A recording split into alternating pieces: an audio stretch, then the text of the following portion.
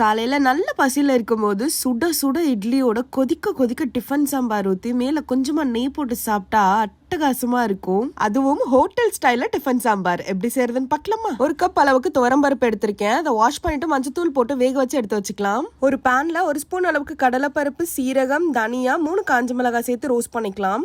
ஓரளவுக்கு colour மாறினதும் 1 table spoon அளவுக்கு தேங்காய் துருவல் இதையுமே நல்லா வதக்கி இந்த மாதிரி நம்ம பொடி பண்ணி எடுத்து வச்சுக்கலாம். இதுதான் அந்த டேஸ்ட் கொடுக்கும். குக்கர்ல 3 டேபிள் ஸ்பூன் எண்ணெய், 1/4 ஸ்பூன் அளவுக்கு கடுகு, 3 காஞ்ச மிளகாய், 2 கொத்து கருவேப்பிலை, 1/4 ஸ்பூன் அளவுக்கு சீரகம் பொரிஞ்சதும் 10 சின்ன வெங்காயம் சேர்த்து நல்லா வதக்கிக்கலாம். 3 மீடியம் சைஸ் தக்காளி எடுத்திருக்கேன். அதையுமே சேர்த்து தக்காளி நல்லா வதங்கினதும் 1 ஸ்பூன் வெறுமிளகாய் தூள், 1 ஸ்பூன் தனியாத்தூள், 1/4 ஸ்பூன் அளவுக்கு மஞ்சத்தூள் சேர்த்து நல்லா மிக்ஸ் பண்ணிக்கோங்க. இப்போ 1 ஸ்பூன் அளவுக்கு கல்லுப்பு சேர்த்துக்கலாம். 1/2 கிளாஸ் அளவுக்கு தண்ணி ஊத்திக்கலாம். தண்ணி நல்லா கொதி வரும்போது ஒரு சின்ன நெல்லிக்காய் சைஸ் அளவுக்கு புளி கரைச்சு வச்சிருந்தா அந்த தண்ணியை ஊத்திக்கலாம். நல்லா கொதி வரும்போது நம்ம வேக வச்சிருந்தா பருப்பை சேர்த்துக்கலாம்.